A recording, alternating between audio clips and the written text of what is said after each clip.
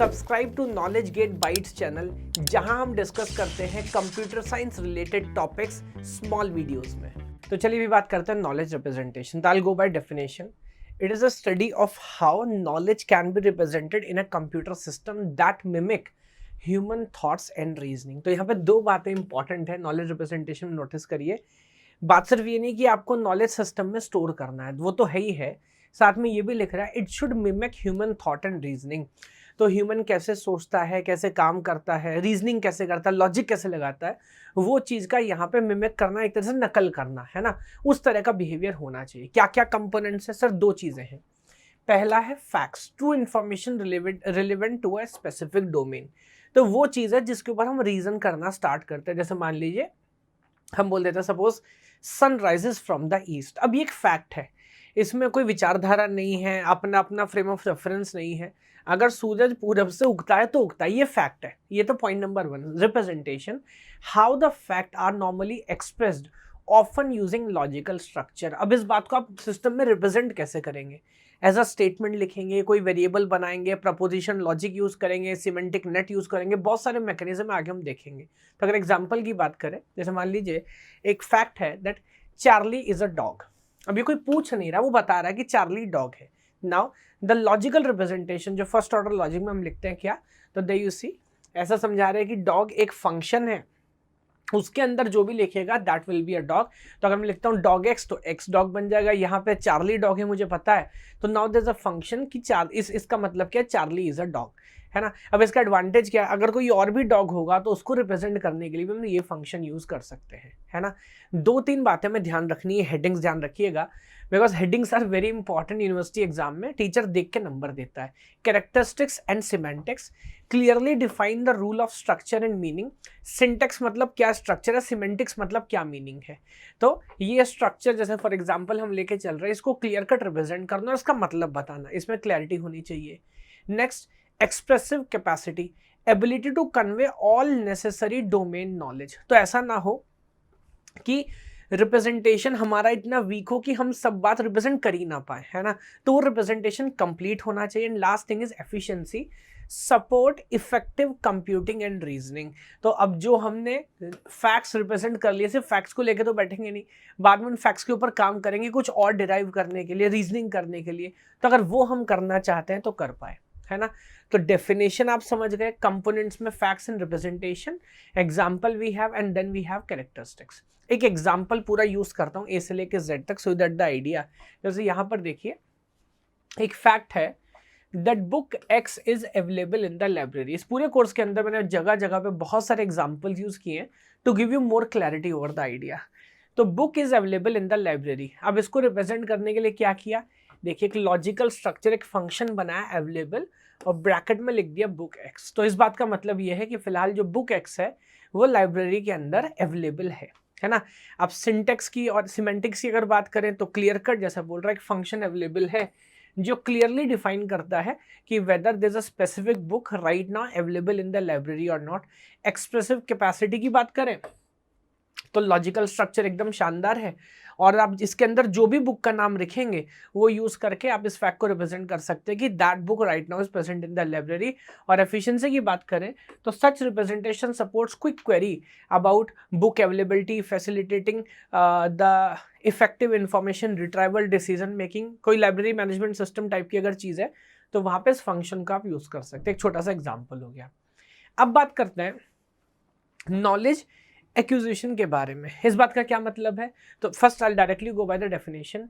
Involve gathering expertise for use in expert system, organizing it into structure format like इफेनल्स। तो पहली बात तो एक्विजिशन का मतलब ही है किसी चीज को गैदर करना, संचित करना, इकट्ठा करना, और सिर्फ इकट्ठा नहीं करना, उसको इस तरह से ऑर्गेनाइज करना स्ट्रक्चर फॉर्मेट में, जैसे इफ देन रूल्स। आगे मैं एग्जांपल से बात करूंगा कि कल को उसका हम इस्तेमाल कर सके।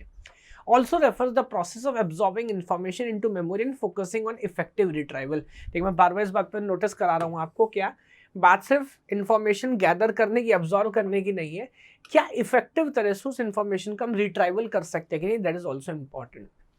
तो प्रोसीजर की अगर बात करें, यहाँ भी एक एग्जांपल यूज करते हैं, it's a 5 step process. Step number 1, सबसे पहले अगर इन्फॉर्मेशन कुछ कॉम्प्लेक्स है, आइडेंटिफिकेशन करते हैं, उसको छोटे छोटे पार्ट में ब्रेक डाउन करते हैं।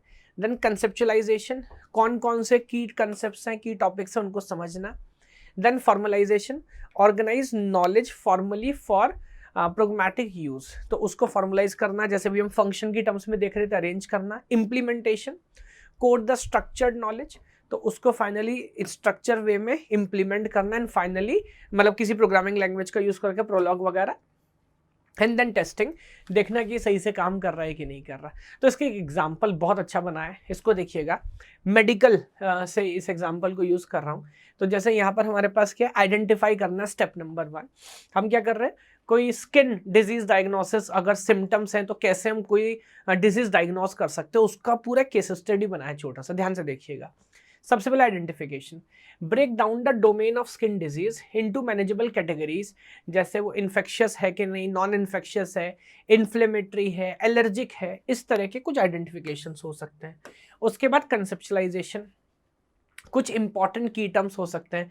अब I think obviously these are the name of the disease, eczema, psoriasis है, डर्मेटिसिस है, whatever it is, understanding the common symptoms associated with the category like redness, itching, peeling, जो भी है, and उसको formalise करना। ये देखो मैं बात करता इफ एंड रूल्स की। फॉर एग्जांपल देखिए, if the patient exhibit symptom X Y and Z and has a history A, then it is likely to diagnose in B. Doctor ऐसा करता है ना, एक टेस्ट लिखता है, देखता है आपकी फैमिली हिस्ट्री क्या है, if these are the symptoms probably होना चाहिए, लेट्स डू वन थिंग, उस चीज का आप टेस्ट करा लो, लाइक दिस। जैसे example, if a patient has red itchy patches and family history of allergies, then it is considered an eczema as a diagnosis, है ना। और मतलब ऐसा नहीं कि फाइनल हो गया, अब आप उसका टेस्ट वगैरह कराओगे। इम्प्लीमेंटेशन कैसे करेंगे, so the code the knowledge in the expert system using suitable programming language integrating decision making logic based on if and else rule। तो जो भी टूल, जो भी टेक्नोलॉजी, जो भी सॉफ्टवेयर आप यूज कर रहे हैं, उसका इस्तेमाल करके आप इसको यहाँ पे इम्प्लीमेंट करेंगे। And then finally you can make some random cases, कुछ केस बना के टेस्ट करके देख सकते हैं कि जो हमारा एक्सपर्ट सिस्टम है, जो सिस्टम है, वो ठीक से इस नॉलेज का इस्तेमाल करके करेक्ट एडवाइस कर रहा है कि नहीं कर रहा है ना। This is the idea. चलिए अभी बात करते हैं रिप्रेजेंटेशन की। और जैसे मैं बोल रहा था, बहुत सारे मैकेनिज्म हो सकते हैं, बहुत सारे तरीके हो सकते हैं, तो कुछ पे ध्यान देते हैं। तो I go one by one. In artificial intelligence, knowledge representation is a critical area that enable the system to simulate human like reasoning. वो सब चीजें कौन कौन सी टेक्निक्स है जो हम यूज करते हैं, तो सबसे इंपॉर्टेंट जो टेक्निक है हमारी, जिस पर ऑलरेडी हम डिटेल में काम कर चुके हैं, that is logic based representation. तो यहाँ पर वही है कि व्हाट इज अ प्रपोजिशन, जो भी चीज़ ट्रू या फॉल्स में हो, उसको हम क्वांटिफायर्स यूज करके रिप्रेजेंट कर सकते हैं। जैसे यहाँ पर देखिए एक फैक्ट रिप्रेजेंट करने की कोशिश की गई है। For every value of X, अब there is a function called human, there is a function called mortal, and then there is a implication. तो ह्यूमन ऑफ एक्स, मान लीजिए एक्स अगर ह्यूमन है तो एक्स मॉर्टल होगा, माने कभी ना कभी मरेगा, है ना, लाइक दिस। वो हमेशा के लिए अमर नहीं रहने वाला। And this applies to every X, this apply to you, this apply to me, everybody. तो दिस इज एग्जाम्पल जिसका यूज करके हम नॉलेज को रिप्रेजेंट कर सकते हैं। और लॉजिक पे तो हमने बहुत बार काम किया था, आई डोंट थिंक इस पर बहुत डिटेल में दोबारा बात करने की जरूरत है। कुछ और एग्जाम्पल्स याद रखिएगा, जैसे यहाँ देखिए, semantic network, graph structure used to represent semantic relationship between concepts. Node represents objects and concepts, and edge represents the relationship between them. जैसे ये कह रहा है there is a node for Socrates, जैसे हिंदी में हम सुकरात बोलते थे, है ना। वहां से एक एज जा रहा है किसके तरफ, टुवर्ड्स ह्यूमन। तो एक एज है सोक्रेटिस, एक एज है ह्यूमन। इसका मतलब सोक्रेटिस एक ह्यूमन था, एंड क्योंकि वो ह्यूमन था, then there is one more edge towards mortal, इसलिए वो भी मॉर्टल है। तो इस तरह से अलग अलग वर्टिसेस हम बना सकते हैं to represent different different thing, and there can be an edge connecting between them, जिससे हम उनके रिलेशनशिप आइडेंटिफाई कर सकते हैं। तो दिस इज इंपॉर्टेंट। नेक्स्ट देखिए, frame based representation, what is that? Uses data structure called frame, which is similar to objects in object-oriented programming. Frame allows grouping of related properties and actions. For example, a frame of word include the property like has feathers, can fly, and for example actions can lay legs. जैसे object and programming में करते हैं ना कि object के साथ अलग अलग चीज़ें वो एग्जाम्पल यूज कर रहा है, लगाते हैं प्रॉपर्टीज वगैरह। सिमिलरली हम यहाँ कह रहे हैं कि एक ऑब्जेक्ट बनाएंगे, एक फ्रेम बनाएंगे बर्ड के लिए, और फिर उसके पास क्या क्या है और क्या क्या एक्शंस वो कर सकता है, वो सब चीज़ वहाँ पे एसोसिएट करेंगे। तो ये भी एक तरीका है रिप्रेजेंटेशन का। मैं फिर याद दिला रहा हूँ, this is more about theory. Exam point of view से हेडिंग याद रखना जरूरी है। Knowledge based representation, logic based representation, then semantic network, एक एग्जांपल बना दो, देन फ्रेम बेस्ड रिप्रेजेंटेशन, ऐसा एक एग्जांपल लिखो, then what do we have, production rules. इस पर तो ऑलरेडी कई बार हम बात करते हैं, टीओसी वगैरह में ग्रामर में देखते हैं व्हाट इट सेज, जो भी हमने मेडिकल वाले एग्जाम्पल में भी देखा। So consist of set of rules in the form of if then construct that uses to derive conclusion from a given set. For example, if the patient has fever and rash, then it considered a diagnosis of measles. तो ये एक हमारा पूरा information का, knowledge का representation हो गया कि फीवर है और रैश है तो देयर इज अ प्रोबेबिलिटी कि उसको मीजल्स हुआ होगा।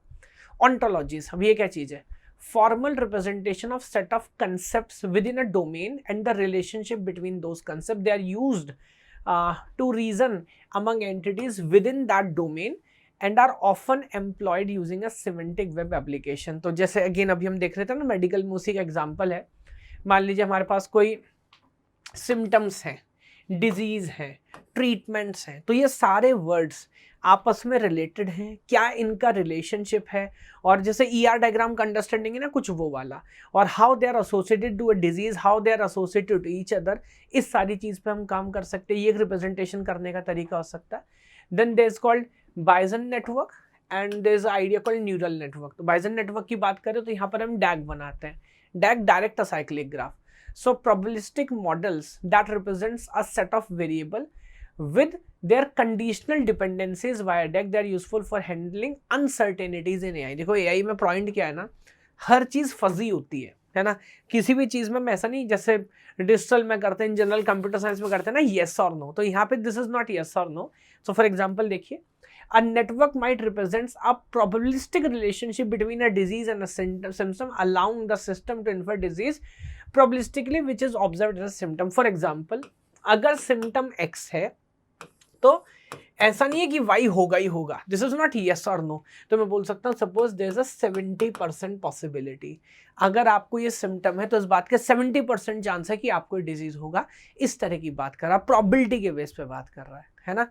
न्यूरल नेटवर्क, तो ये तो एक अपने आप में सेपरेट टॉपिक है, बट दो typically classified under machine learning, neural network can represent complex relationship between inputs and output through learned weights and can effectively capture and model the knowledge after training. तो ये तो अपने आप में we have a number of neurons का simulation करते हैं, हर एक के साथ वेट एसोसिएट करते हैं। मशीन लर्निंग में तो उसमें बहुत डिटेल में काम करते हैं, एंड देन धीरे धीरे जब हम अलग अलग डेटा सेट के साथ इसे ट्रेन करते जाते हैं तो वो बहुत अच्छा प्रिडिक्ट कर रहा होता है। तो ये भी एक तरीका है इंफॉर्मेशन रिप्रेजेंट करने का कि हमने उसको बहुत अच्छे से ट्रेन किया हुआ है। जैसे आजकल जो हमारे बोलना चाहिए जो AI के एक्सपर्ट सिस्टम्स है, चैट GPT एंड ऑल, वो सब इसी आइडिया के ऊपर ज़्यादातर काम कर। अभी भी आप में से 75% से ज़्यादा स्टूडेंट्स ने सब्सक्राइब नहीं किया है, so please like, share and subscribe.